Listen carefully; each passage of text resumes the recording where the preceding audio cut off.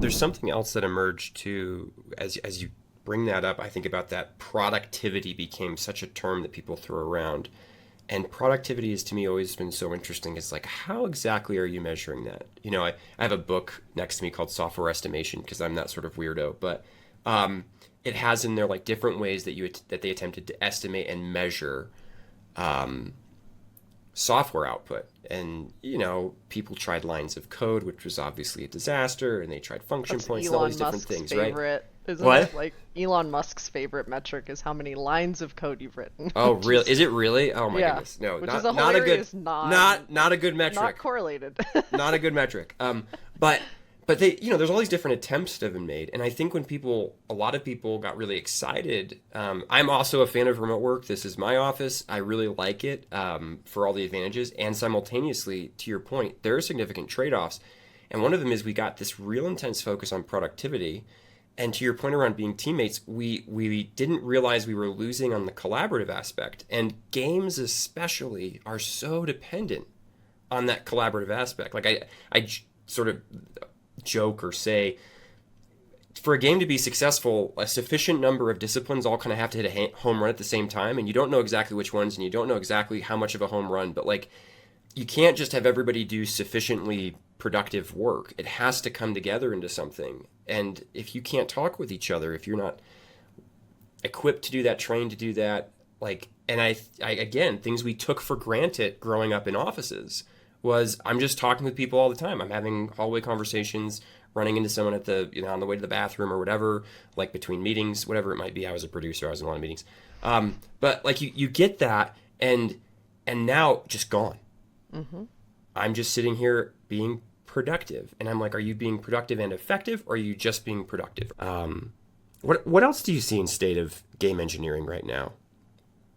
I see a lot of excitement and new tech being deployed. I see people, AI, it's funny because AI and game dev, right, going Hmm. back 20 years is like the first time I ever even heard the term AI, right? And like game developers have been building AI in some form forever.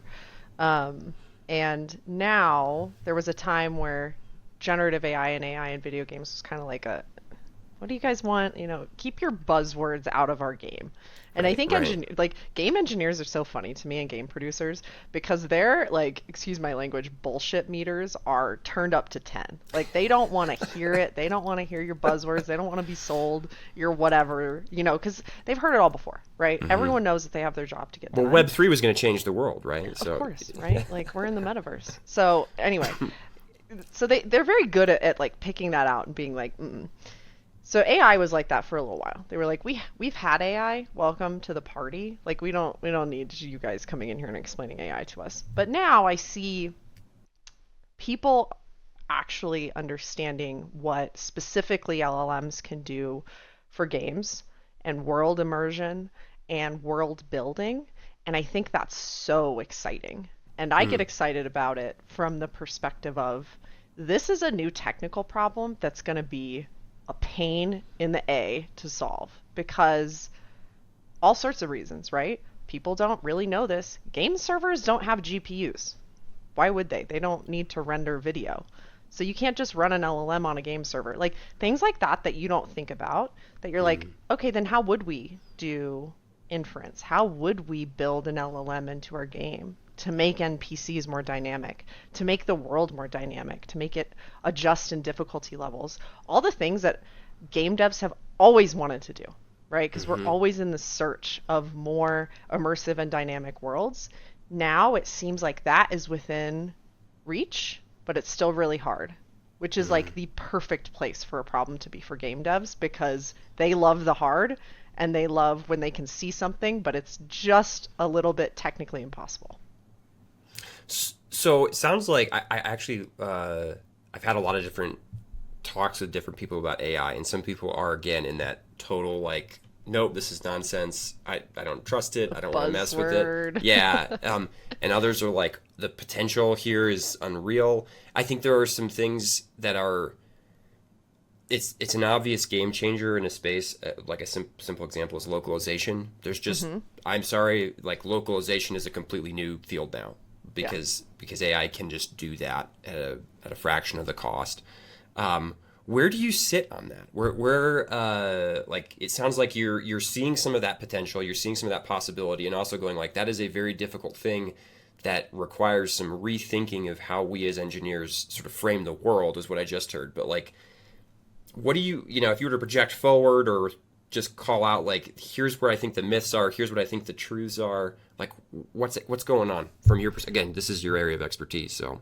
Yeah, so from my perspective, I think part of the problem that we're having when we as game devs talk to, now I'm in this new world where I'm on the other side of the conversation. And so I can see we're kind of talking past each other when we have Mm-hmm. the conversations about AI. And I think that's the number one friction point here. For game developers, they've been not only building AI, for a long time, but they've been on the forefront of things like reinforcement learning, training agents to play games. Like that's a known quantity in game dev, and it's a known thing that people have been working on for a long time.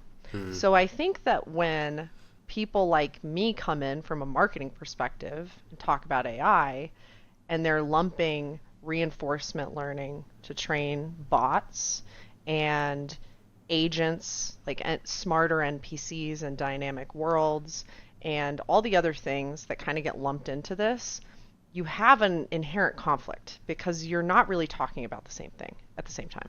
Yeah. So I think that on the one hand, game devs have already been building AI before the rest of the world, the sales forces of the world, put $10 million in Matthew McConaughey behind it to talk about it, right? Right, yeah. So they already embraced it because they were already doing it. Like I Mm-hmm. have so many friends at different companies, like Nvidia's on the forefront of this, right? The reinforcement learning for games, because if you can build better bots, you can have better games, right? Like everyone who's built multiplayer games knows that bots are the only solution to a lot of matchmaking problems.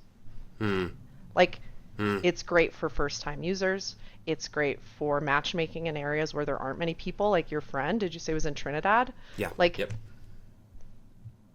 the reality is that playing against bots might have been the only option for that person, which isn't fun to know, but like you can backfill lobbies. Like there's a bunch you can do with that. Game companies are already building this. They've been building it with decision trees and pathfinding algorithms. Now they're layering in machine learning and reinforcement learning to train the bots to be better, to make them more realistic and human-like, to make them indistinguishable from other players. Because like killing a bot doesn't hit the same as killing a real person, Yeah. like Yeah. Yeah. in a game. So like Totally. that kind of thing for a player is impactful. So I think we need to give game devs the due credit. They've already been doing this. They've been doing it for a long time. They didn't need it reskinned into some new Mm-hmm. fancy technology word and put on a Super Bowl ad. And then the generative AI piece, I think, needs to be a very carefully considered conversation. So, like, to make NPCs better, why wouldn't we? That would be Mm-hmm. awesome. You don't, like, they could be more dynamic in the way that they speak and the way that they interact with players.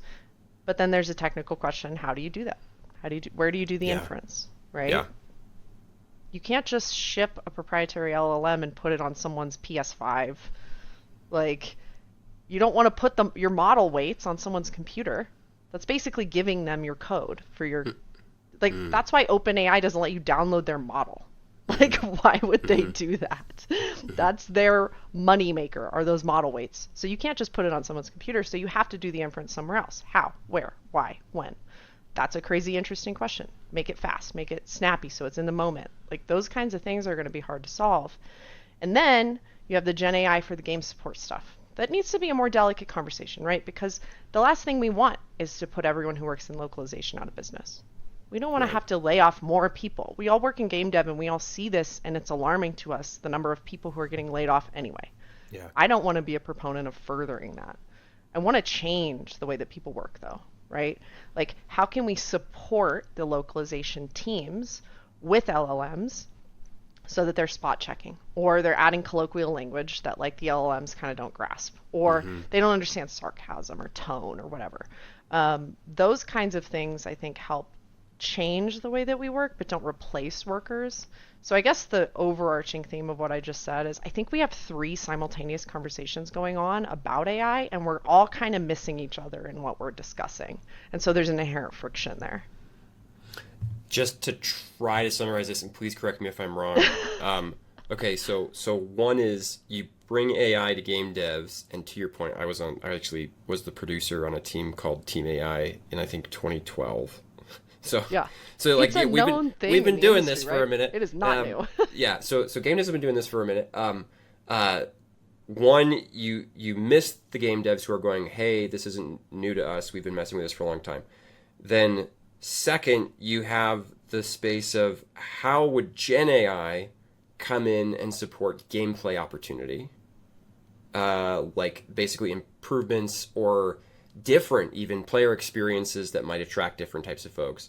And then third, you have this as a supportive versus a destructive force to the game devs at large, Yes. as three separate issues, and they all get lumped into like AI, right? Like it's Yeah. just yay AI, and